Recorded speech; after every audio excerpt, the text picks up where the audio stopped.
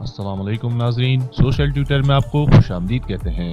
انسداد تجاوزات کی آڑ میں بہت کچھ ہو رہا ہے، خرم شیر زمان کا کہنا۔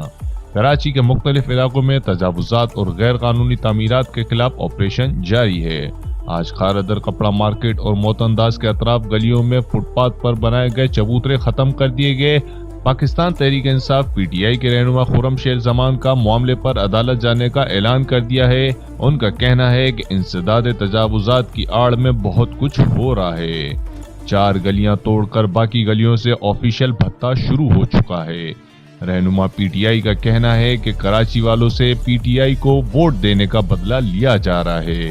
چیف جسٹس کے حکم کی آڑ میں ناجائز کام ہو رہا ہے، سپریم کورٹ کی اگلی سماعت کا انتظار ہے۔ میئر کراچی وسیم اختر نے جیو نیوز کی خصوصی ٹرانسمیشن میں جواب دیتے ہوئے کہا کہ بعض مذہبی و سیاسی جماعتیں تجاوزات کے خلاف آپریشن کے معاملے پر سیاست کر رہی ہیں۔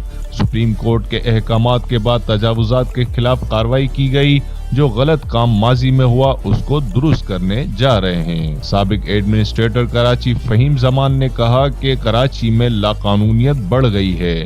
10 فٹ کی سڑک تجاوزات کے سبب 1 فٹ کی رہ گئی۔ میئر کو اچھا موقع ملا ہے، وہ کراچی کو صاف کرائیں۔